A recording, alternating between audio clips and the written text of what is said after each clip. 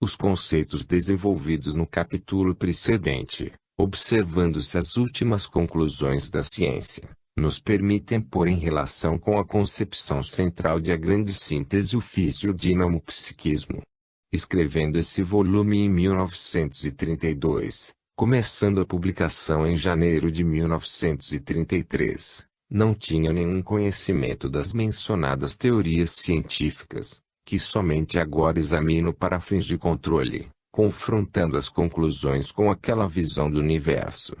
De certo, naquele tempo elas eram ainda pouco divulgadas e para mim não teria sido fácil conhecê-las. Hoje a transformação da matéria em energia está realizada. Esse fenômeno da ciência permanece, porém, isolado e não enquadrado no funcionamento orgânico do universo, não está por isso orientando no seu verdadeiro significado filosófico, que o põe no primeiro entre os 3 graus da fase evolutiva do ser, a qual corresponde à fase involutiva inversa. Hoje a ciência demonstrou a passagem físico-dinâmica, mas a seguir poderá provar também as outras. A mais provável descoberta que a espera é do processo inverso, isto é, da transformação da energia em matéria. A ciência se colocará no caminho do processo criador, que representa o caminho inverso do nosso atual evolutivo, isto é, o processo involutivo espírito-energia-matéria, cujo resultado é a criação da forma concreta. O haver aqui enquadrado filosoficamente o problema, pode representar uma direção útil para orientar as pesquisas. Crer hoje que amanhã a ciência chegará a descobrir e a poder usar o processo da assim chamada criação a partir do nada, não é mais absurdo, como era há poucos anos atrás, crer que se pudesse anular a matéria para transformar em energia. Esses processos já existem no universo, existe o progresso, lei de Deus. Os problemas do conhecimento não estão fechados senão por barreiras relativas e superáveis. O espírito humano não é construído para ficar eternamente excluído do mistério, mas para o penetrar e saber usá-lo para o triunfo do bem. Deus estende os braços ao nosso contínuo desejo de ascensão. Aqui não podemos, nem repetir, nem explicar as últimas teorias científicas no campo físico-matemático. Basta-nos presumir o conhecimento, sobretudo em suas conclusões. Basta-nos aceitar como provados os resultados alcançados, com os seus cálculos e experiências, pelos grandes físicos e matemáticos do nosso tempo, e deste, que é o seu ponto de chegada, fazer o nosso ponto de partida. Eis o que lemos, por exemplo, em James Jean, em Ti Misterioso Universo 1948, a matéria sólida se volatiliza em radiação. Matéria e radiação constituem 2 formas de onda e uma pode mudar-se na outra. Estamos bem perto da verdade, se da matéria e da radiação fazemos ideia como de 2 espécies de ondas, uma que gira descrevendo círculos, e outra que segue em linha reta. Assim a matéria não seria senão uma espécie de radiação congelada. A tendência da física moderna é resolver todo o universo material em ondas e nada mais que ondas. Essas ondas são de 2 espécies, ondas, por assim dizer, prisioneiras, que denominamos matéria, e ondas livres, que denominamos radiação ou luz. Recordemos agora somente poucas linhas de a grande síntese, reenviando para esse volume o leitor que quiser aprofundar o argumento, para compreender bem a transmutação de matéria nas formas dinâmicas. É necessário ter bem presente a sua natureza cinética. A matéria é pura energia. Na sua íntima estrutura atômica é um edifício de forças. A evolução é a exteriorização de um movimento que por involução se concentra e por evolução se expande. A espiral, o sistema atômico, portanto, continua a se abrir até o ponto em que os elétrons não voltam mais a girar em torno do núcleo, e em que, quais cometas e não mais como satélites, se lançam nos espaços com trajetórias independentes. Capítulo 46. Os elétrons lançados para fora do sistema planetário atômico, em desfazimento devido à abertura da espiral e ruptura do equilíbrio atrativo-repulsivo do sistema. Conservam em sua nova trajetória ondulatória a recordação do movimento circular de origem. Capítulo 48. As infinitas possibilidades concentradas num anterior processo involutivo se manifestam neste inverso e compensador movimento centrífugo evolutivo. Na profundeza está o movimento. Quando ele muda de trajetória, então externamente a vossa percepção corresponde-lhe uma mudança de forma. Capítulo 52. As órbitas atômicas dos elétrons girando em volta do núcleo e abrindo-se para gerar a energia pela expulsão de elétrons. Capítulo 53. Estamos aqui, sem dúvida, entrando na técnica do processo criador, mas para poder trabalhar mais profundamente nele é porém necessário saber em que direção se opera. Ao dia na desintegração atômica se dá em sentido evolutivo, que é a nossa fase de existência, o que é o oposto da fase precedente, da assim dita criação, que representa o inverso processo involutivo. Mas aqui a ciência passa para a filosofia, e, da primeira, não podemos pretender conclusões tão vastas.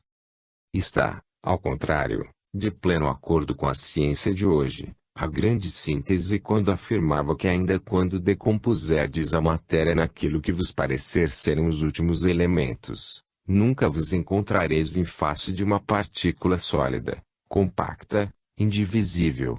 Nunca tendes aí um corpo, no sentido comum. Assim na substância não existe matéria no sentido em que a compreendeis, apenas é movimento. Capítulo 46.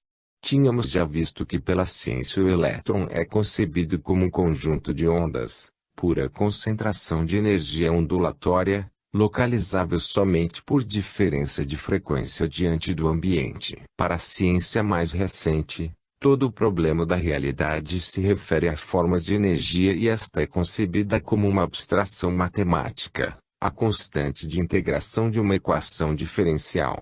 Eis que a ciência, por fim, não nos deixa senão um conceito absolutamente abstrato, alguma coisa que é o mais pensamento que matéria ou energia. Observemos agora o que nos diz a ciência quanto às dimensões do espaço-tempo, comparando com o que diz a grande síntese sobre o mesmo assunto. O último resultado pela teoria da relatividade de Einstein é a concepção de um espaço quadridimensional em que as três dimensões do espaço estão soldadas com uma dimensão temporal. De modo que o universo é concebido como tendo uma estrutura quadridimensional, que é definida com o termo novo de contínuo. Este conceito substitui hoje o anterior de éter, consistindo num espaço quadridimensional em que as três dimensões do espaço são conexas e fundidas no tempo, que age como quarta dimensão. Em outros termos, esse contínuo exprime uma realidade em que as três dimensões do espaço e a quarta do tempo entram como fatores absolutamente iguais na manifestação das leis cósmicas. Até agora a experiência tende a demonstrar que o universo funciona justamente nesse sentido e que esse é o seu sistema de medida, o que tende a provar que as leis naturais não isolam o tempo do espaço, o que confirma a referida teoria. Concebendo os fenômenos em referência a esse contínuo quadridimensional, vieram a ser explicados muitos deles que, antes, não eram encarados nem resolvidos. Assim não é mais absurdo que haja dois diferentes valores para as quantidades de energia em uma dada região do espaço, como não é que existam dois tempos diferentes no espaço. Hoje no contínuo espaço-tempo, um raio de luz não se representa mais como uma propagação de algo concreto e objetivo, através do espaço separadamente do tempo, como se fez até agora, mas se concebe como um fenômeno que se verifica num contínuo quadridimensional, em que espaço e tempo não se podem separar. Então o tempo aparece como um elemento que tem a função de manter unidos os outros, isto é, o tempo seria a última dimensão que liga conjuntamente todas as outras do espaço tridimensional. Assim, os princípios de Einstein explicam fenômenos que a famosa lei de gravitação de Newton não havia sequer imaginado, nem podia resolver. As próprias afirmações de Newton se deve dar hoje uma interpretação diversa. O efeito de uma massa de gravitação não é como pensou Newton, o de produzir uma força, mas o de produzir uma distorção do contínuo quadridimensional no seu interior. Um planeta que se move não é mais desviado do seu movimento retilíneo uniforme pelo ímpeto de uma força, mas pela curvatura de um contínuo. É preciso imaginar antes um contínuo a 4 dimensões não distorcido, depois pensar nas suas distorções. Agora a combinada distorção do contínuo quadridimensional, produzida por toda a matéria do universo, tem por efeito que o universo se torna a fechar sobre si mesmo, de modo que o espaço se torna finito. Mas antes de nos envolvermos na concepção do espaço curvo, resolvamos o problema do contínuo quadridimensional. Partindo dessa conclusão matemática de Einstein, continuemos-la no plano filosófico, enquadrando-a numa concepção universal de que aquela teoria não se ocupa. Façamos isto em relação aos vários sistemas tridimensionais do nosso universo, como foram expostos em 1932 em A Grande Síntese, quando quem escreve havia sentido somente por intuição, sem ainda haver aprofundado racionalmente esses problemas, nem conhecido a teoria de Einstein, se bem que percebesse o conhecimento dela. Em A Grande Síntese se disse: não tendes um tempo e um espaço em sentido absoluto, isto é, existentes por si mesmos, mas eles são relativos. Assim, cada fenômeno tem um seu tempo próprio, invertem-se a física e a clássica mecânica newtoniana. Capítulo 34. Na realidade não encontrais senão um tempo e um espaço relativos, cujo valor não ultrapassa o sistema que dizem respeito. Se o vosso universo é finito como vórtice sideral, o sistema dos universos e o sistema de sistemas de universos é infinito. Capítulo 35. Como melhor veremos mais adiante, aqui damos à teoria da relatividade um valor universal, tanto para o tempo como para o espaço. Assim como toda coisa se move num espaço relativo ao ponto de referência, assim também todo fenômeno ou ser se move no seu tempo relativo ao ponto de referência. Resumamos agora como é concebida em A Grande Síntese, capítulo 38, a sucessão das dimensões.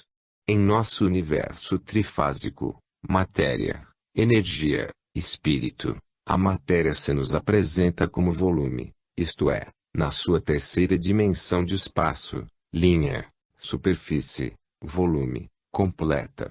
A matéria representa a evolução do ponto à linha, à superfície, ao volume. Mas se nela o desenvolvimento da dimensão espacial é completo, o da sucessiva e evolutivamente contígua dimensão que denominamos conceptual, é nulo, isto é, equivale àquilo que no espaço é o ponto. Aqui nasce a quarta dimensão einsteiniana, o tempo, concebido porém como o primeiro termo de um novo sistema tridimensional, porque este é o esquema do universo. Se o tempo é antes dimensão linear, deste segundo sistema tridimensional que evolutivamente sucede ao sistema tridimensional espacial, a matéria com o seu espaço a 3 dimensões representa, diante desse novo sistema dito conceptual, o ponto, um puro germe. Dada a estrutura cinética da mais profunda realidade, é sempre através de um novo movimento, em uma nova direção, que se passa para a dimensão superior. A nova direção do novo movimento do volume, ou espaço completo, é justamente hiperespacial, é no tempo. Por essa razão Einstein pôde ligar espaço e tempo. Ora, o tempo é sempre linear e nada mais que linear. Não pode ser de outro modo. Ele exprime exatamente a natureza e comportamento da linha, em que o ponto aqui na nova dimensão é reduzido o espaço completo até a sua terceira dimensão, se move e, com o seu movimento, forma a primeira dimensão, a linha do novo sistema. É natural que este evolua e se complete do mesmo modo do primeiro, isto é, com um movimento ou vir a ser em uma nova direção, e, progredindo por 3 etapas sucessivas, paralelas e semelhantes àquelas através das quais se maturou até a sua plenitude o precedente sistema tridimensional, linha, superfície, volume. Agora todo o transformismo fenomênico move-se nessa dimensão linear tempo, a primeira do sistema e dela não pode sair. O volume é completo, mas as unidades espaciais da matéria não se podem mover na nova dimensão tempo senão um instante depois do outro.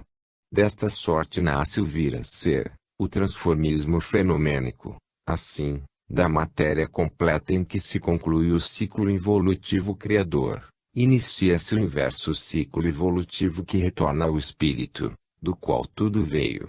Essa dimensão tempo começa a aparecer na evolução estequiogenética em que a matéria se transforma e se revela plenamente no fim da evolução física, lá onde esta alcança os corpos radioativos. Quando a matéria começa a se transformar em energia nasce o universo dinâmico. Gerado assim o tempo, ele permanece como dimensão da energia, como o espaço representa a dimensão própria da matéria, volume.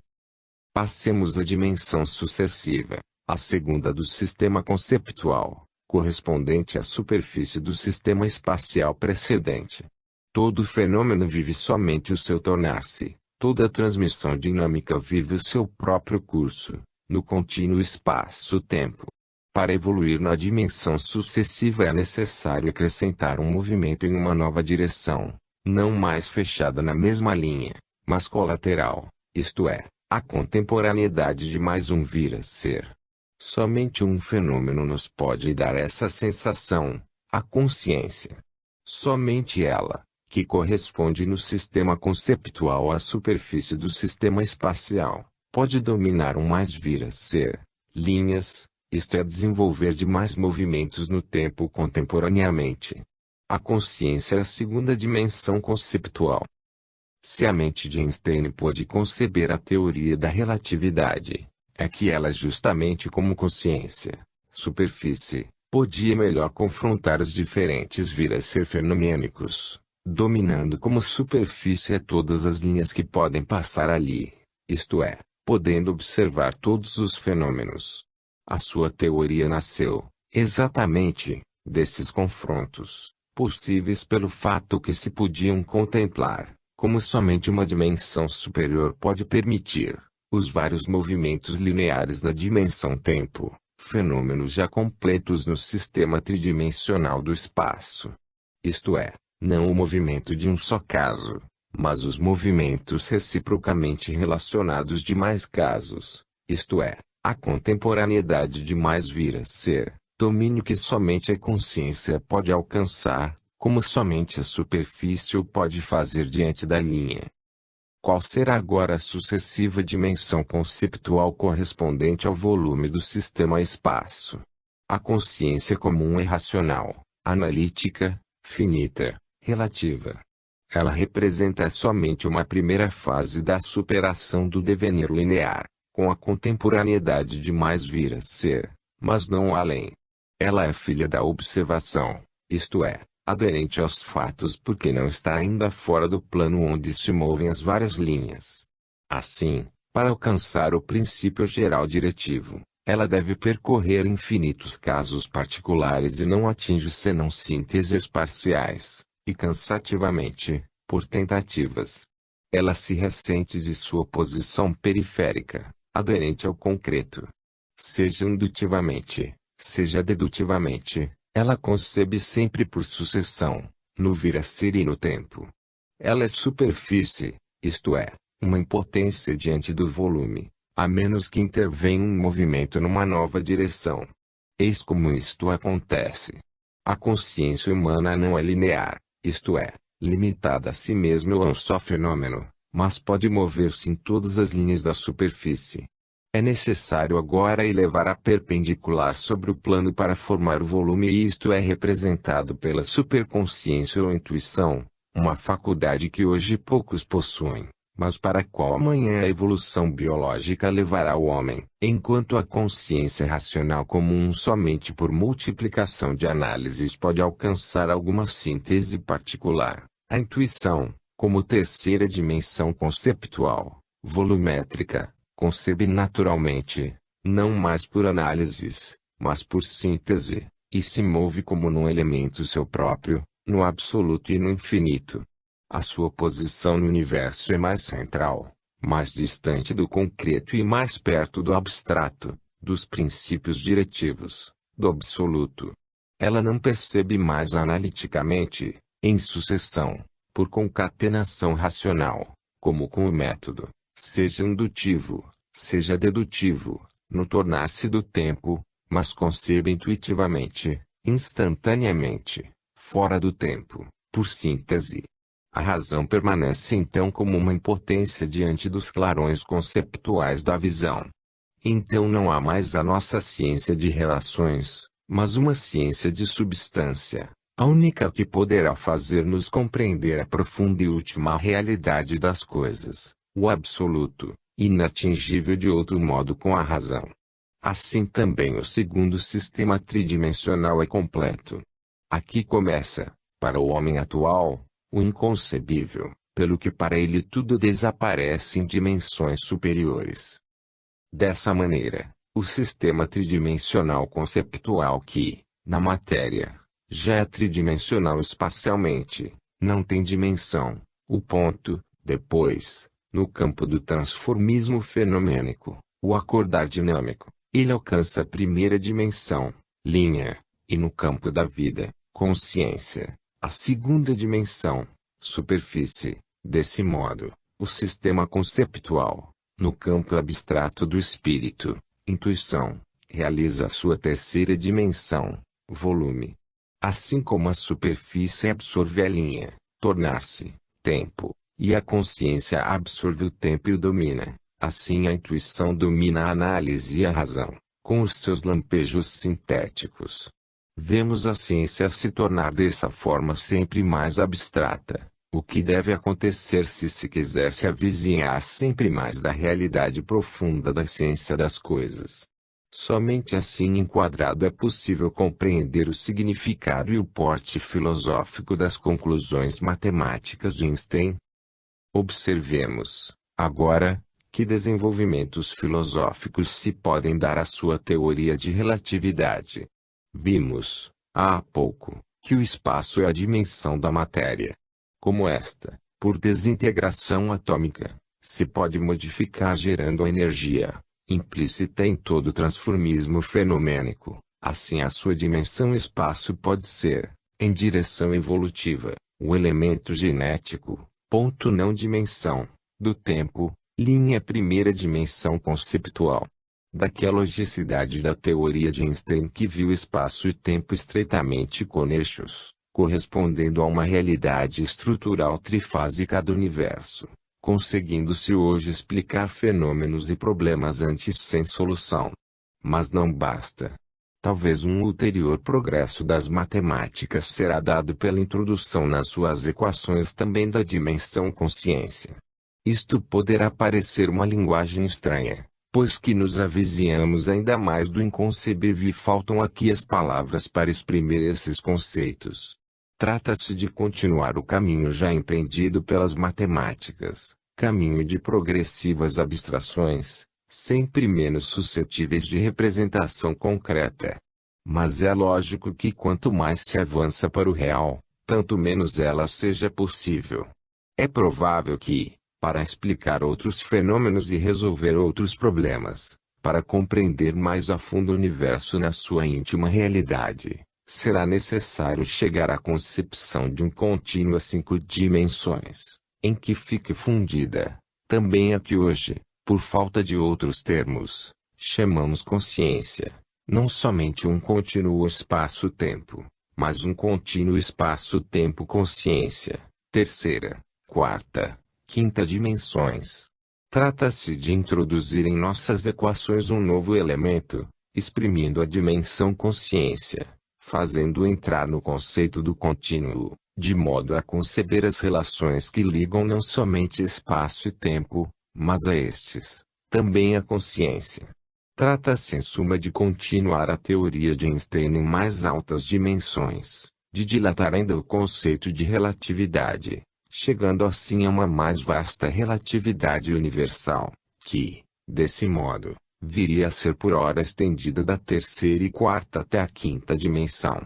É lógico, de mais a mais, que, na estrutura do universo, que para nós está situado no relativo, tudo deve aparecer na forma de relatividade, isto é, em função de um ponto de referência, do qual tudo depende e isto em todo o campo, até no moral. Poderá parecer insensato essa continuação dos conceitos das matemáticas, levando-os a contato com elementos que parecem de natureza diversa. Entretanto, num universo unitário, todos os fenômenos, também os aparentemente distanciadíssimos, devem ser conexos e podem ser concebidos como contíguos. Sendo intercomunicantes, eles são ligados em conjunto por esse monismo que tudo rege compacto, tudo reconduzindo, em todo ponto e instante, a unidade. Esta é a lógica do esquema, conforme o qual é constituído o nosso universo. E nenhuma coisa, nem mesmo as matemáticas, que vão indagando o absoluto, podem fugir dessa lógica. De modo que desenvolvendo ainda os precedentes conceitos, pode-se concluir que o contínuo do absoluto, o que coliga a todos os fenômenos do universo, de toda a ordem, é um contínuo de infinitas dimensões e, para um determinado universo, um contínuo que compreende todas as suas dimensões dele deriva um conceito de relatividade, pelo qual todo valor de qualquer natureza depende, para sua avaliação e determinação, do ponto de referência, isto é, do plano de existência ou grau evolutivo de onde a observação é feita. Eis como logicamente se pode levar a teoria da relatividade até o campo espiritual e moral e também aqui falar de valores relativos, determináveis somente em função do próprio ponto de referência. Como se vê, hoje o mundo se prepara para um modo todo novo de conceber o universo. Modo muito estranho para nossa velha forma mental e, no entanto, só ele nos permitirá resolver alguns problemas que de outro modo permanecem insolúveis. Na matemática é inaudita a concepção que se deva introduzir nas suas equações como elemento de cálculo também o fator espiritual, pelo que não só os sentidos, mas ainda a psique e a orientação conceptual do matemático devem ser avaliados. Em outros termos, o próprio matemático deve colocar-se e entrar como elemento determinante nas suas equações. É verdade que matemática não é uma opinião, o que significa que ela é a consequência de uma racionalidade absoluta e não relativamente que raciocina. Todavia, quanto mais se sabe matemática, tanto mais se faz filosofia. Assim, quanto mais se sabe, tanto mais ela vem a depender de toda a orientação intelectual do matemático que a usa. O novo pensador de hoje, pela necessidade de caminhar ainda, deve fatalmente encontrar-se com a explosão das velhas formas mentais, sendo o momento psicológico atual no progresso do pensamento humano particularmente crítico. Herdamos, por exemplo, por concepção atávica, representações de espaço e tempo que hoje se começa a perceber que não mais correspondem à realidade. Esses conceitos, como a geometria euclidiana, foram uma grande conquista do mundo grego, e nós os fizemos nossos com o sentido de absoluto. Agora se percebe que eles não foram senão uma interpretação, não falsa, mas incompleta, não absoluta, mas relativa, não definitiva, mas transitória, uma interpretação que pode ser superada. A nova visão caminha em um mundo sempre mais abstrato. Se é lógico que assim seja, já que a ascensão vai da matéria ao espírito, todavia, disto resulta para nossa forma mental habitual uma crescente dificuldade de visualização conceptual. Em outros termos, não conseguimos mais transportar as mais profundas realidades alcançadas para o mundo das nossas representações sensórias comuns, de modo que as mais profundas realidades de que hoje nos acercamos, permanecem para nós inimagináveis, pelo menos até que aprendamos melhor a senti-las. Assim dar-se-á agora com o conceito de espaço finito que desenvolvemos. Ele nos foge porque, além do espaço, não vemos senão espaço e, com os conceitos habituais, um nada do espaço não sabemos conceber. Para compreender o espaço curvo e finito é necessário mudar o nosso modo de imaginar o espaço, como veremos, numa forma curva, pelo que com o contínuo retorno sobre si mesmo se pode conciliar o que até hoje ficou inconciliável, o finito e o infinito. Hoje, na ascensão para o abstrato, a física se torna sempre mais matemática e a matemática, filosofia. Se, no último vértice da racionalidade, vemos aparecer também na matemática o irracional superracional, é evidente que andamos precisamente para aquela terceira dimensão conceptual volumétrica, que denominamos intuição e que se move, como em seu elemento natural, no infinito. Somente ela poderá dar a possibilidade da visualização conceptual do abstrato que está evolutivamente mais no alto e que hoje, visto da inferior dimensão da consciência normal, representa um inimaginável. Na grande aventura do espírito, explorador das zonas virgens da mais alta evolução, a racionalidade representa um método velho, estabilizado e seguro, porque experimentado. Mas ele é limitado diante de alguns novos problemas, é impotente. A experiência intuitiva é um processo novo, não comprovado, não estabilizado, com todos os perigos que dele derivam. Ele está ainda inseguro, porque é informação, e, no entanto, lhe pertence o porvir, porque será o único meio para avançar, com a solução de problemas novos, explorando o inexplorado. O homem inicia hoje um grande colóquio com este universo que, em qualquer nível, sempre mais se demonstra pensante. Não pode haver verdadeira compreensão senão imergindo-se na profunda realidade da coisa que se examina, senão estabelecendo uma sintonia no espírito, entre o eu pensante humano e o eu pensante que está em todo ser ou fenômeno. Agora, essa forma de compreensão, não por observação, como no velho método exterior racional, superfície, mas por sintonização, como com o novo método da intuição, volume, é a única que nos poderá abrir as portas do infinito e o acesso à solução de novos mistérios. Não se poderá chegar até lá senão por maturação evolutiva daquele elemento que dissemos ser preciso introduzir nas equações da nova matemática, dado pela natureza psíquica do observador. Em outros termos, a solução de tantos novos problemas não será alcançável senão por maturação biológica do instrumento humano. Hoje não é mais a inteligência humana emergente no universo que observa de alto a baixo, mas é ela que começa a se sentir sempre mais pequena diante de um universo que, sempre mais, demonstra saber pensar também sem ela e sempre mais profundamente do que ela. Quem verdadeiramente sabe, não é um homem, mas aquele oceano de pensamento de onde o homem capta o que lhe é possível. O pensamento e fenômeno extra-humano, cósmico, é um pensamento universal em que se acha contido também o homem. De modo que uma descoberta, a solução de um enigma científico, que de fato verificamos se operarem contemporaneamente em diversas mentes que não se conhecem, é mais um problema de captação que de investigação racional, e o maior cientista será aquele cuja mente sabe oscilar na faixa da frequência de onda mais elevada. Cremos, havê-lo repetido sob todo ponto de vista, ter tornado claro o conceito fundamental em que se baseiam estes escritos. A crise moderna não está situada fora do homem, de modo que possa ser solucionada especulativamente, mas está situada no homem e não é resolúvel senão biologicamente.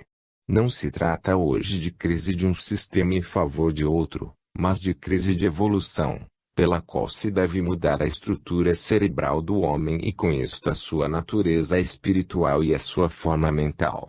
Trata-se de uma crise de encarceramento nas velhas formas que não podem ser suportadas, e de explosões fora delas, de transposição de limites. A crise é dada pela maceração do ser empenhado na metamorfose que já observamos e que o deve conduzir para formas de vida superiores. A autossuperação, que está no instinto humano, não deve ser entendida como uma multiplicação do próprio eu, como ele hoje é e como hoje se crê. Essa concepção odiana é errada completamente. Na concepção materialista, Lúcifer subverteu o mundo.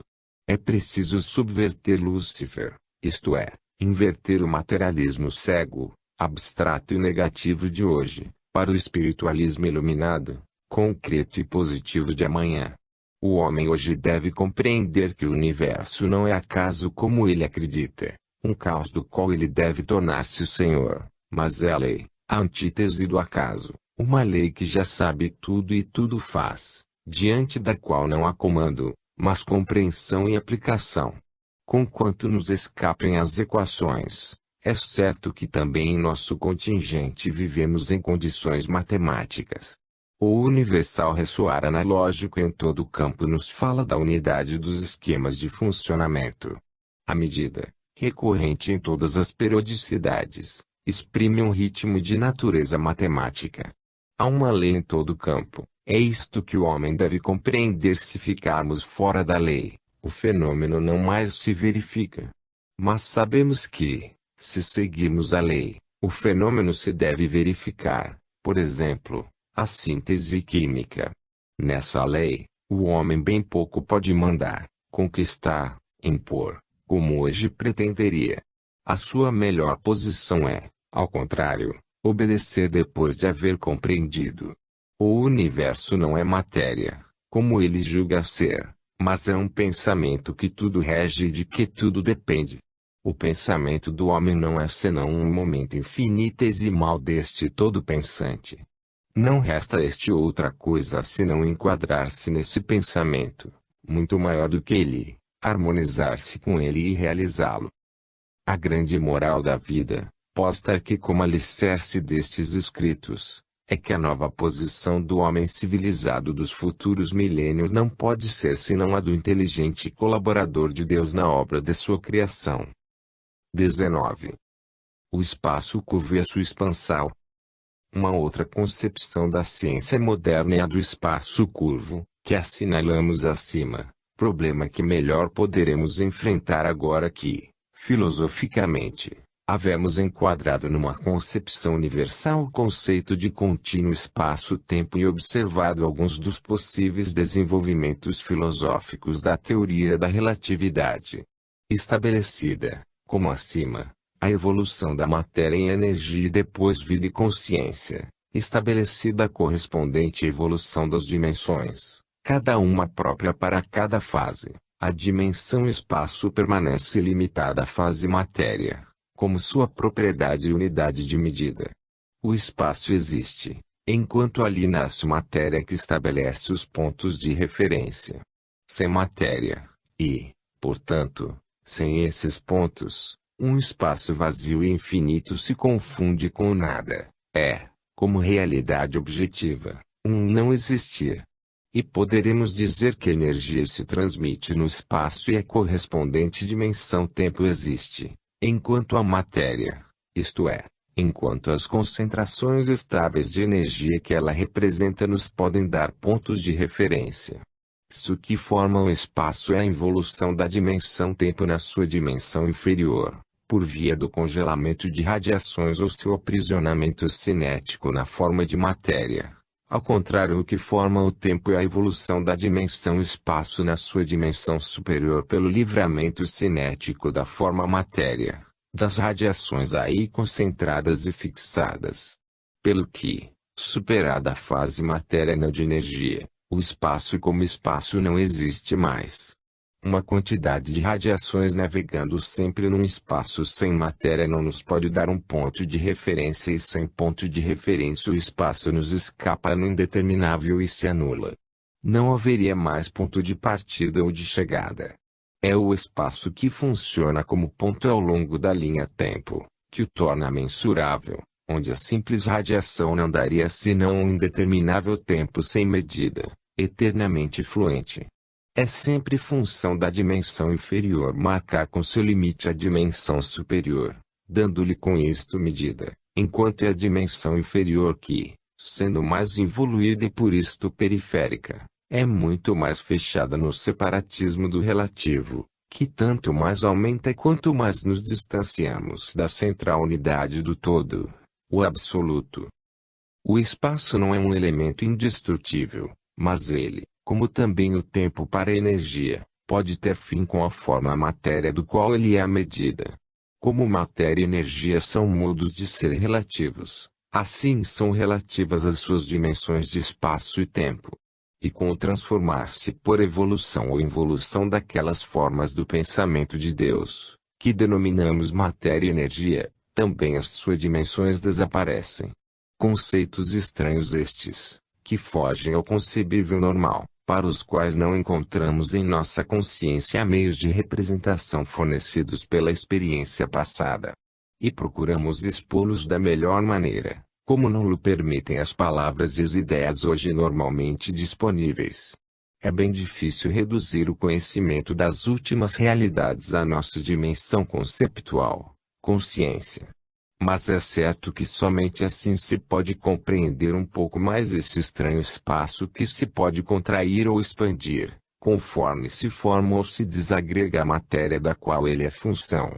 Em suma, por represamento cinético não somente nasce a matéria, mas também a dimensão que lhe é relativa, o espaço, pois que são os centros desse represamento que fornecem os núcleos de matéria, isto é, os necessários pontos de referência.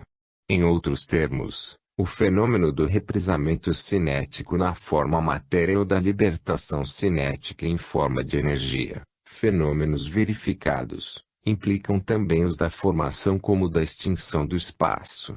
É assim que o espaço, enquanto é função da matéria, se pode, gradativamente, formar por centralização de radiações, ou se pode dissolver por descentralização dinâmica. É assim que o espaço se pode contrair ou expandir. Isto é difícil de imaginar porque a realidade atual não o oferece às nossas vistas, isto é, o fenômeno está fora da nossa experiência e concepção comum. Nem encontramos jamais matéria ou energia isoladas, mas sempre fundidas em conjunto como, ainda, as suas respectivas dimensões de espaço e tempo. Estamos situados com o nosso universo em determinados planos evolutivos e não podemos sair deles nem fisicamente, nem conceptualmente. Por espaço entendemos aqui a dimensão da matéria e a sua medida e do que está em relação com ela, em sentido objetivo, independente da consciência humana. Dado que esta o pode traduzir na sua própria dimensão, numa abstração subjetiva independente da realidade, o espaço pode existir também como ideia em nossa mente, mas então não temos o espaço, mas o conceito de espaço, isto é, um espaço abstrato, na realidade um vácuo, porque de si é um não espaço e uma não matéria, que, porém, é um germe de onde pode nascer por involução criadora das superiores dimensões conceptuais a matéria e, pois, o espaço, sua dimensão. Tudo pode nascer do que está nas dimensões superiores, nas inferiores, em direção evolutiva à guisa de condensação do pensamento, e tudo pode ser restituído evolutivamente das inferiores às superiores, à guisa de expansão. Esta é a técnica criadora pela qual todo o concreto se pode desenvolver da potência que está na ideia, para depois a ela retornar. No sentido objetivo, um espaço vazio não teria dimensões nem medida, é um indefinido e um indefinível, em que nada se pode distinguir até que aí não se gere alguma coisa. Um espaço vazio é somente uma possibilidade em potência, em que nada está ainda realizado, em que o ser não tem ainda tomado forma no plano material, mas é somente um germe no regaço da ideia geradora. O espaço real, existente em sentido objetivo, é dado pela matéria e nasce com ela por concentração dinâmica. Disto decorre que, quanto mais concentração de matéria se gera, tanto mais o espaço centraliza, se acentua, isto é, se torna restrito. Eis como ele se pode contrair ou expandir, e isto conforme a matéria, que forma naquele espaço sua dimensão, se concentra ou se rarefaz, condensando-se, matéria, em determinados pontos ou se expandindo, energia, com o se precipitar distante deles. A expansão do sistema cinético da substância representa a nossa fase evolutiva do universo, expansões das espirais galácticas, arrefecimento por irradiação, formações planetárias, desintegração atômica, para energia e espírito. A concentração do sistema cinético da substância representa a precedente fase involutiva, gênese dinâmico-física, proveniente da primeira potência criadora do espírito. No primeiro caso temos concentração de matéria e progressiva contração do espaço. No segundo temos expansão da matéria e progressiva dilatação do espaço. E é assim que a concentração em forma de matéria faz diminuir as dimensões do universo e ao contrário, no sentido de que quanto mais matéria se formou no universo, tanto mais espaço se há encurvado, isto é, tanto mais rapidamente ele se fecha em si mesmo e menores se tornam as suas dimensões espaciais. Isto se dá na fase involutiva ou criadora, quando o universo vai para o polo ou centro matéria, enquanto na sua fase inversa evolutiva ou expansionista, a nossa, ele vai para o polo oposto ou centro, espírito, ao qual tudo o que dele, Deus, foi gerado, a ele tem de voltar. Já dissemos que pelo dualismo universal, tudo é bipolar, como é também cíclico. As dimensões do universo físico dependem assim da quantidade de condensação que nele se dá em forma de matéria e o espaço relativo está em função da sua curvatura, dada por essa centralização cinética. Daqui o conceito de espaço curvo e contrátil, o único conceito que nos pode explicar o seu aparecer e desaparecer como dimensões de um sistema cinético que se centraliza ou se expande. Procuremos esclarecer ainda melhor esses conceitos difíceis. O nosso concebível dificilmente pode separar do todo a ideia de tempo da de espaço e ao contrário.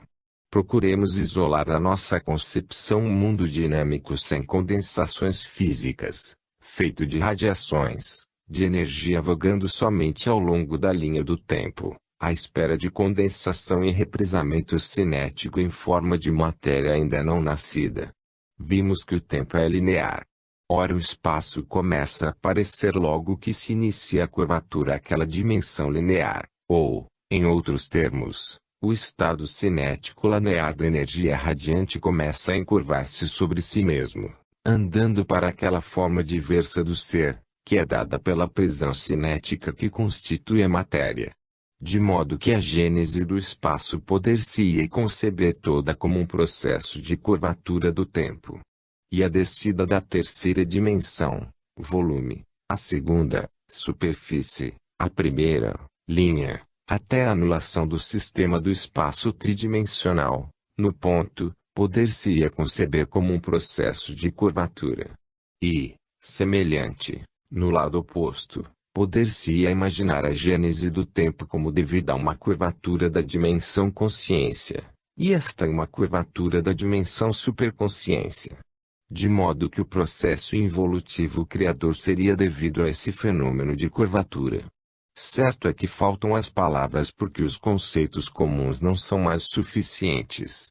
Curvatura é um termo espacial, como são os conceitos de condensação, concentração, aprisionamento, os que o nosso relativo nos pode dar com as imagens tomadas em nosso mundo relativo. Podemos, porém, compreender que, se tivéssemos capacidade de dar a essas representações um valor universal, válido em todos os planos de existência, poderíamos chegar muito mais perto daquela recôndita realidade que, em verdade, nos escapa completamente, porque os meios comuns de concepção são absolutamente inadequados para penetrá-la. O inverso, o nosso período atual, o evolutivo, pode ser concebido invertendo-se as posições precedentes, isto é, distendendo-se a curvatura com a ascensão de fase em fase e de dimensão em dimensão, ao longo da escala isto da primeira à segunda e terceira dimensão do espaço, a primeira, segunda e terceira dimensão conceptual. Agora o escopo destas nossas observações não é o de tornar concebível o inconcebível, mas de tornar mais compreensível o problema da curvatura do espaço, da sua contração e expansão, enquadrando o fenômeno, como é de nosso sistema, no esquema do funcionamento universal. Assim o conceito de espaço curvo é o mais lógico, harmonizando-se no todo. Ele resulta racionalmente mais provável e explicativo. Estendemos assim o conceito de curvatura além do seu comum valor espacial, dando-lhe um significado universal, como já fizemos com os conceitos de contínuo quadridimensional e de relatividade. Neste sentido universal, o que no plano matéria significa espaço curvo, no plano conceptual significa ciclo e ao contrário. Esse princípio que denominamos, com termos espaciais, de curvatura, mas que tem um valor universal, bem mais que espacial, nos reporta ao princípio geral do circuito ou ciclo, que reencontramos em qualquer caso, reproduzido a cada passo, porque ele está no esquema unitário do todo. Reencontramos o princípio da curvatura na trajetória típica que nos traça o desenvolvimento dos movimentos fenomênicos, CFR. A grande síntese. Mas, se a curvatura é um conceito universal, chegou agora o momento de perguntarmos se na natureza, a reta existe de fato em sentido absoluto. Muito provavelmente ela não existe senão no relativo, no finito, no particular. Então devemos chegar a esta conclusão, que o infinito é curvo, isto é, não se o tem senão com o retorno do finito sobre si mesmo. O infinito não é, pois, senão o ciclo, circuito do finito. O absoluto pode coincidir com o infinito retorno do relativo sobre si mesmo. Somente assim se concebe a compacta reunificação no ano por parte de um todo fragmentado no múltiplice particular da forma, enquanto o separatismo do relativo é conexo com um contínuo retorno a si mesmo. No finito em que vivemos, das massas gravitacionais às boas e ruins obras e pensamentos, tudo retorna sobre si mesmo. A origem. O próprio universo, nascido de Deus, retorna a Deus. Aí está o que, visto como síntese, é infinito, visto como análise, é finito. O infinito e finito, absoluto e relativo, não são senão dois aspectos do mesmo todo uno, Deus. Eis que tudo permanece sempre uno, embora o uno se haja pulverizado, o infinito no finito, ou universal no particular. Certo que assim, concebendo tudo segundo um esquema curvo, podemos compreender muito melhor o universo. A circunferência na superfície e esfera no volume são de fato as únicas formas geométricas que podem conciliar em um mesmo princípio o infinito e o finito. Mas então, se tudo é curvo, podemos ainda perguntar-nos como é que podemos dizer que a gênese do espaço é dada pela curvatura do tempo antes definido como linear. Qual primeira dimensão? A reta. Só agora podemos precisar melhor. Sendo tudo já curvo, por curvatura, não podemos entender senão uma curvatura maior do que a precedente. E então devemos concluir que também o universo dinâmico, na dimensão tempo, era curvo, fechado sobre si mesmo, retornando sobre si mesmo. Há somente que ele era muito mais expandido, menos curvo, que o universo físico, enquanto nele não se haviam ainda formado concentrações dinâmicas por represamento cinético. Naquele universo de energia, todo impulso, mesmo propagando-se ao infinito, dada a curvatura daquele sistema cinético, retornava ao ponto de partida, fechando o circuito, assim um percurso infinito em espaço curvo fechado. A passagem para o universo físico é dada, pois, não pela curvatura de uma reta mas por aumento de curvatura de uma curva.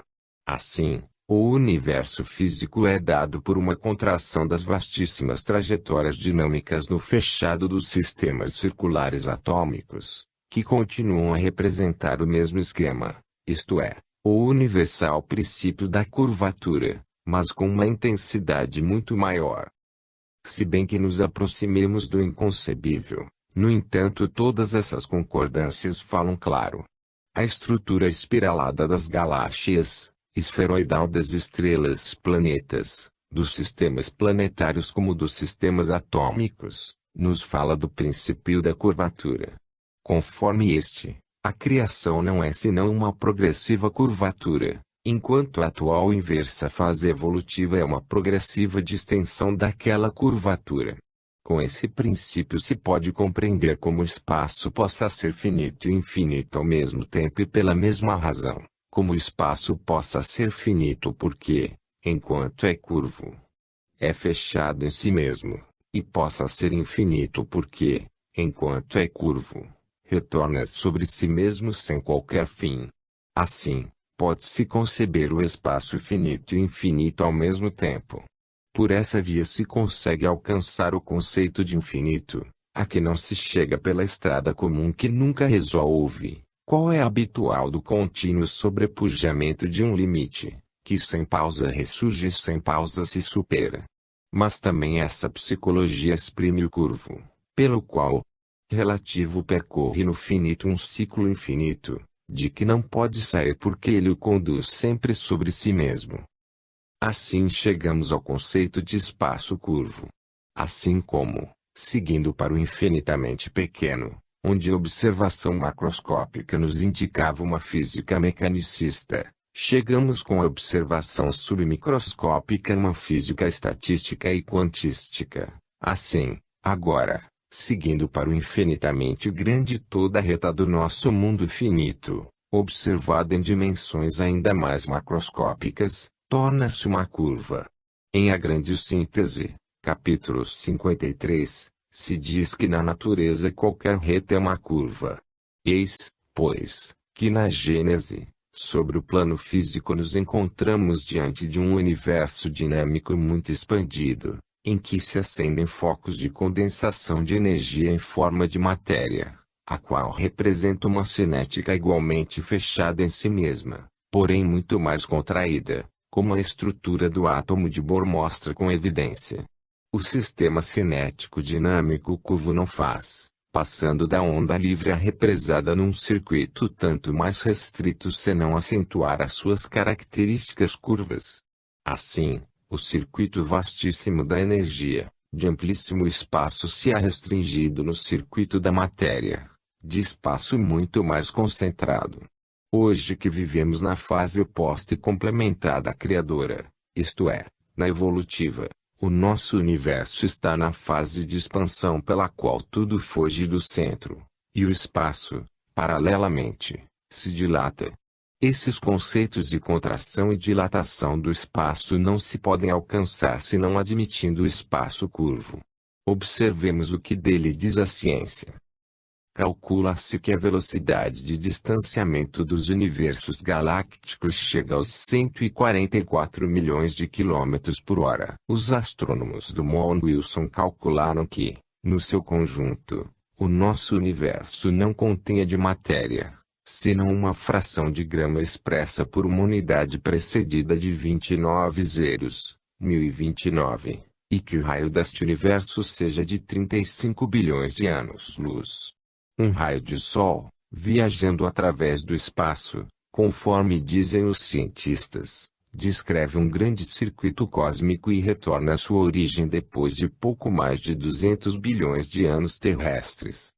Hoje se conseguiu transformar a matéria em luz, calor, som e movimento, isto é, em energia, e se admite a sua equivalência pelo que, se a matéria expande a sua massa e viaja com a velocidade da luz, nós a denominamos radiação dinâmica e, se ao contrário, a energia se congela e torna, com isto, inerte, se pode pois estabelecer a sua massa, então a denominamos matéria. The University Dr. Einstein, por Lincoln e Arnett, 1949. Essa equivalência nos indica a possibilidade acima mencionada de uma descoberta, talvez mais próxima do que se pensa, isto é, da transformação da energia em matéria, o que permitiria ao homem realizar um trecho, conquanto pequeno, do processo criador.